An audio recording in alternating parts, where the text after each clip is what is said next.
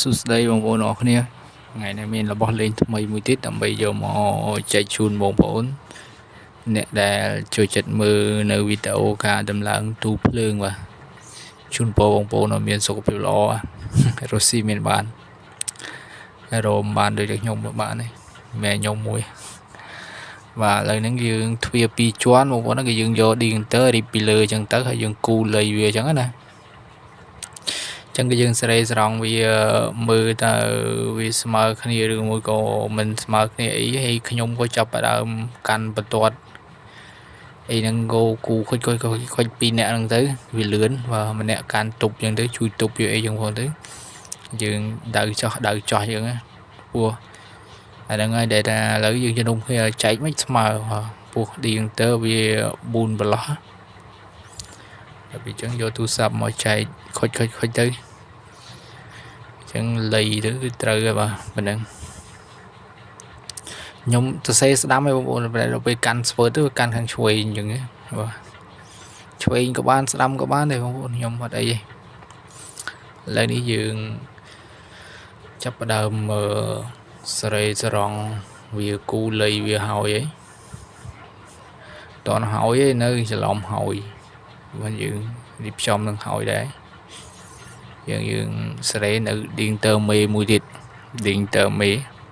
250បាទ Digital មេ250អាំពែចឹងយើងនេះយើងចាប់ផ្ដើមគូ Digital មេម្ដងតែទ្វារហ្នឹងគឺអត់ទាន់បាញ់ថ្នាំទេបាទមេគាត់មកមើលដែរមិញបាទចឹងទ្វារអត់ទាន់បាញ់ថ្នាំទេយើងគូស្វើតដៅអីតាមហ្នឹងទៅវាអត់អីទេចឹងហើយសម្រាប់ថាហើយតាមហ្នឹងហើយយើងក៏ចាប់ផ្ដើមយកម៉ូទ័រមកកាត់តែម្ដងបាទយកម៉ូទ័រមកកាត់រៀងយូរបន្តិចទៀតឡើយនេះហើយសារទៅរកម៉ូទ័រអត់បានអញ្ចឹងរើបានហើយខ្ញុំមើលទៅឃើញផ្លែទូចពេកខ្ញុំក៏ទៅយកផ្លែថ្មីជូនគាត់បាទចឹងនេះយើងការធ្វើវីដេអូគឺធ្វើតាំងពីដើមរហូតដល់ចប់បាទគឺតាំងពីការកាត់ការគូការដើរការកាត់ខ្សែកាត់អីតែដើរអត់ទាន់បានដើរទេគឺដោយសារវីដេអូមកកាត់អញ្ចឹងតែវាពិបាកពេកកាត់នោះពិបាកថតអញ្ចឹងណាចឹងយើងស្រេតាមហ្នឹងទៅទឹកដៃជាងយើងកាត់ស្មើល្អគឺរុញខ្វោកយកតែម្ដងបាទ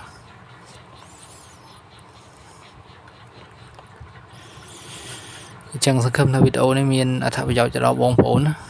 បាទដល់បងប្អូនដែលចូលចិត្តទស្សនាហើយអ្នកដែលកំពុងតែសិក្សាខាងនឹងខាងអីចឹងណាឥឡូវនេះយើងកាត់ហើយយើងមកតម្រៀបវាហើយយើងបូតខ្សែវាខ្សែយើងបូតឲ្យត្រង់អញ្ចឹងនេះហ៎បងប្អូនគឺស្រួលក្នុងការតម្រៀបខ្សែដើរខ្សែទៅស្អាតបងប្អូនណាបើសិនជាយើងមិនតម្រៀបទេវាពិបាកក្នុងការដើរខ្សែបន្តិចអញ្ចឹងយើងមិនទៅខ្ញុំអ្នកកាត់ហើយគាត់អ្នកបូតតម្រង់ខ្សែអញ្ចឹងណាខ្សែវែងណាក៏ត្រូវតែត្រង់ដែរបាទគឺពួតត្រង់គឺយើងដើរបានស្អាតអញ្ចឹងណាពួតត្រង់ដើរបានស្អាតវាអត់មានបញ្ហាអីកន្លែងនេះវាបញ្ហាកាមេរ៉ាបងប្អូនបញ្ហាកាមេរ៉ាវាស៊ូមឡើងប៉ុណ្ណាណីបណ្ដោយអញ្ចឹងមើលឡើងឃើញឬបណ្ដោយវាជាប់លុកស៊ូមអត់ដឹងមិនដែរពេលខ្ញុំថតទៅវាជាប់អញ្ចឹងទៅលើនេះមកសេរីវាវិញដោយសារអត់ដឹងហ្នឹងយើងសេរីចាប់ផ្ដើមរៀបចំម្ដងទៀតកាត់វាម្ដងទៀតព្រោះយើងកាត់ខ្សែអត់ទាន់ហើយទេអញ្ចឹងខាងជាងដែកបាទជាងដែកគាត់មកស៊ូមកសបកទីគាត់យកទ្វារមកលោមើលខ្លាចផ្សារទៅហើយបិទទ្វារត្រូវ បើសាប់ញូខ្លះរបស់មានគាត់កំងរបស់អត់មានអញ្ចឹងវាបើជាងពិបាកវិញដូចទូអញ្ចឹងវាអត់មានទេអញ្ចឹងគឺយើងត្រូវការធ្វើថ្មីឥឡូវនេះជាងគាត់មកកាត់ជើង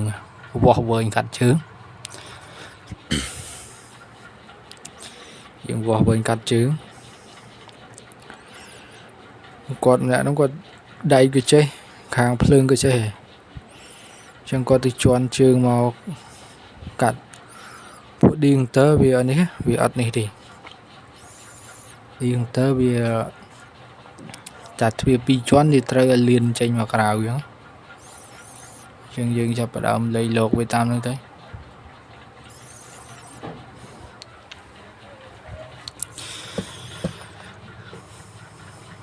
វីដេអូវែងបងប្អូនអើយជាស្រ័យនឹងការទស្សនាចឹងឥឡូវមកហើយបាទខាងជាងដែកខាងជាងទូបើគាត់មកលោមើលថាត្រូវហើយអូខេអញ្ចឹងក៏ទៅវិញខ្ញុំក៏ចាប់ផ្ដើមរៀបឡើងវិញហើយខ្ញុំក៏ចាប់ផ្ដើមកាត់ខ្សែឡើងវិញដែរបើកាត់អត់តន់ហើយខ្សែច្រើនបងប្អូនខ្សែច្រើនអញ្ចឹងយើងឥឡូវនេះគឺជើងគាត់បានកាត់រួចហើយក៏មកជន់កាត់ជើងកាត់អីហើយអញ្ចឹងខ្ញុំមកបូតខ្សែអិនខ្សែភ្លើងដែរណាអិនអូមានអានេះមានអាពីរប៉ូលហ្នឹងមកនេះដែរពីរប៉ូលហ្នឹងប្រហែលជា3គ្រាប់មិនមែនប្រហែល3គ្រាប់ដែរអញ្ចឹងយើងកាត់3កតុយដែរ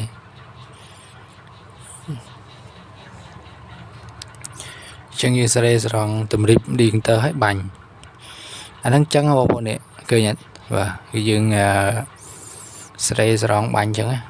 ឲ្យវាត្រូវតាមហ្នឹងអូពេលយើងមិនកាត់ជើងវាលុបចូលទៅក្នុងដល់ពេលយើងកាត់ជើងវាអណ្ដែតឡើងអញ្ចឹងអាហ្នឹងវាអណ្ដែតឡើងអញ្ចឹងឯងហ្នឹងហើយឃើញអត់វាអណ្ដែតឡើងអញ្ចឹងឃើញទេឃើញទេអាហ្នឹងវាអណ្ដែតឡើងអញ្ចឹងឯងអញ្ចឹងវីដេអូយើងវែងដែរជាប់7នាទីហើយអញ្ចឹងសូមអនុញ្ញាតជម្រាបសួរណាជម្រាបលាពុកម៉ែបងប្អូនជួបគ្នាវីដេអូក្រោយសុខសប្បាយ Good luck bye bye